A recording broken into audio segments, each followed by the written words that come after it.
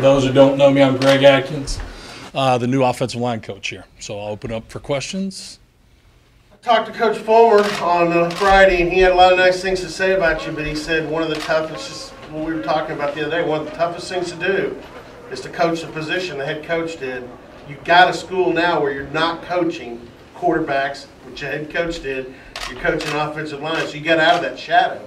Well, I did that for 13 years, actually. Last 6 with Coach Marone at the Bills and Syracuse, and then with Coach Fulmer. But I attribute that to the success that we've had over the years. What 2 great guys to work for in terms of learning the game, learning offensive line play. Nothing will change for me. We'll do what we believe in and what Coach Gundy has believed in here for a long period of time, and I look forward to it. Has this been like cramming for a test? Obviously, offense, a lot of that translates, but you also wanted to get to know, I'm sure, those kids as much as you could.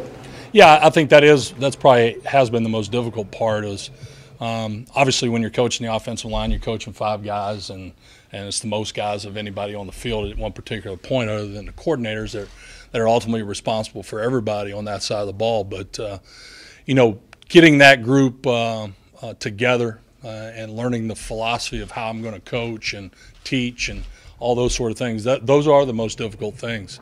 I think for us as coaches, learning the system it is a challenge, and it's an ongoing process for us because of the quick turnaround from the time we got here till today. But I think we'll adjust very quickly as coaches. We've been through these things before. I think it'll take a little more time for the offensive line to fully grasp everything that I'll be looking for and what I expect out of them.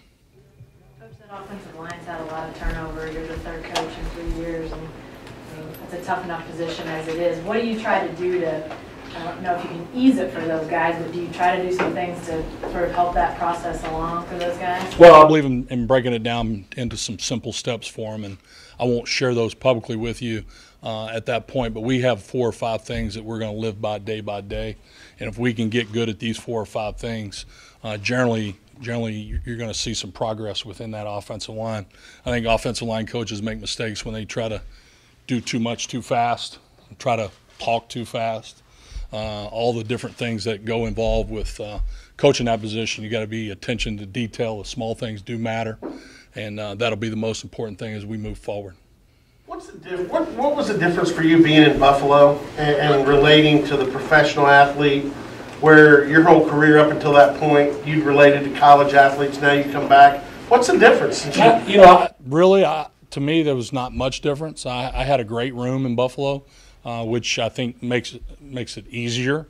Those kids that I had there wanted to continue to learn and reach the pinnacle of their profession and be the best they can be.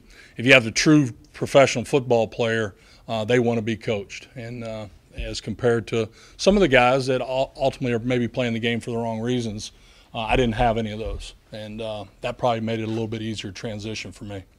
How are you in relating to players? Because I always looked at offensive line. It's one that's sometimes a very thankless job. You don't get a lot of credit. You're looking for things to be motivated on. And so how do you like to relate to your guys? On the field, off the field, the same way. We're going to be very direct. Nothing's going to be personal.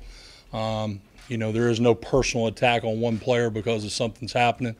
It will be one that it'll go back to the process. If they don't understand those 4 or 5 things we're looking for on a daily basis, that's how easy it will be for them. They're going to know what the expectations are and what we got to meet. And when they don't meet that expectation of what we're setting forward, then at the end of the day, then we failed. And that's what we don't want to do. And we got to become one, as we all know up front. And speaking the same language and doing all those types of things is very, very critical. Coach, the dramatic turnaround that this program made at the end of last season, within that, nothing was more dramatic than the turnaround the offensive line made. As you've looked at film, and I assume you kind of reviewed some of that, what did you see change? What do you think those guys did better down the stretch than they had earlier? I can't speak for the whole season. Obviously, I haven't watched it game by game. There've been obviously things within the film that I've watched, but it's about continuity, up front as much as you possibly can get it. You are going to have some changes because particularly maybe a guy's not playing well or something of that nature, but I'm ultimately in charge of putting the best 5 football players on the field at that position, regardless of what they've done here in the past or what they have done in high school or whatever it might be. And we're not only looking for the first 5 guys, but we ultimately have to have number 6, number 7, number 8, number 9, ready to play. And just because you're the backup left tackle on paper doesn't mean you're going to be the next guy in if the left tackle goes down. So I'm a firm believer in challenging the guys, whether they're number 1 on the roster or number 15, 16, however many we have in our room, at the end of the day, and try to coach them all the same. To pinpoint 1 or 2 things, I can't say that at this moment. What was better, but something had to come together and to get them to tick to perform at maybe a higher level. You take over a fortunate situation in that sort of the growing pains were last year. A lot of new guys, a lot of young guys had to piece things together with injuries and things. You feel like you're taking over a group that's got some potential, in other words, because of experience? I think I'll have a better feel for that in the future, just to be honest with you. I've not been with them on the field at all other than a morning workout just to see them work. But, I think after these first few days, we'll certainly have a feel for maybe what the skill set, the mental capacity of some of these guys are, and we'll be able to adapt and change to whatever we need to do down the road to have a successful unit. Can you take us back to the end of the season in Buffalo with Marone resigning from out here? It looks like he thinks he's getting a job somewhere else. I assume you would have been included in those plans. Was it sort of an upheaval, a stressful time in your career and your professional situation? In coaching, there's change, and we all know that. And, he made a decision on what he thought was best for his family at the time, and he addressed that with the coaches. We were fully aware of everything that was going on, and I respect him for the decisions he made.